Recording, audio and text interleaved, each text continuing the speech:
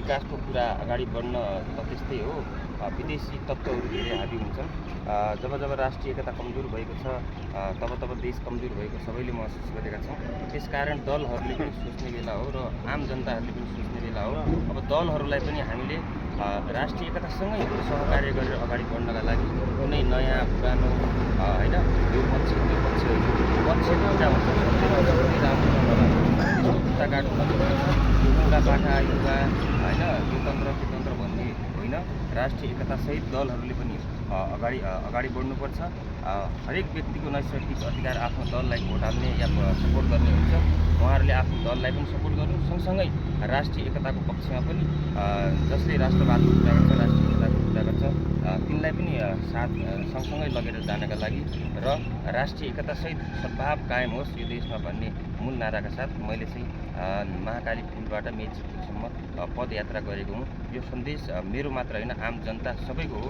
यो होस् भन्ने कामना देशमा सबै हामी आम जनताले गरिरहेका छौँ। अहिले हरेक युवाहरू बुढापाकाहरूमा एउटा मनभित्र एउटा आन्दोलन छ, राजनीतिक आन्दोलन छ। किनभने त्यो कारण एउटै हो, विभिन्न किसिमका विचार त आए ती विचारहरू सही र गलत फ्याक्ट चाहिँ त्यो काममा कसैले पनि लगाउन सक्दैन। त्यसकारण हामीलाई कुनै विचार तन्त्रभन्दा पहिला सर्वप्रथम हाम्रो देश यदि कुनै व्यक्तिको जीवनस्तर उठाउनका लागि कुनै विचार छ भने त्यो ठिक हो, होइन भने कसैको सत्तामा पुगाउनलाई तिनीहरूलाई नेता बनाउनलाई मात्र हाम्रो विचार हामीमाथि लागू हुँदैछ लादिँदैछ हाम्रो दिमागमाथि खेलपाड हुँदैछ भने त्यो विचार तन्त्र कुनै पनि काम लाग्दैन। त्यसै भएर सर्वोपरि देशलाई राखेर दलहरूले पनि अगाडि बढ्न जरुरी छ। हामी सबै जनताले एक ढिक्का भएर एक साथ भएर राष्ट्रिय एकतासहित दल बल स्वतन्त्रता देशको दिगो आवश्यकता धेरै धेरै धन्यवाद। राष्ट्रिय एकता सबैभन्दा सर्वोपरि हुन्छ।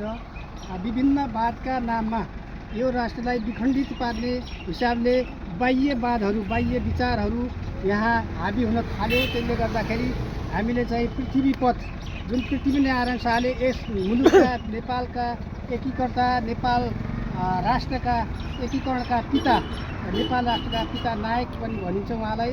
उहाँको महान विचारलाई लिएर आफ्नो एउटा महान विचार लिएर प्रकाश कुँवरजीले चाहिँ मेची त्यो महाकाली जुन पैदल यात्रा गर्नुभएको थियो उहाँको यात्रा सफल रहोस्। उहाँको विचार उहाँको सिद्धान्तलाई पनि हामीले फलो गर्नुपर्छ, उहाँको विचार हुनुपर्छ भन्ने सन्देशका साथ हामी पनि उहाँबाट बिदा हुन्छ।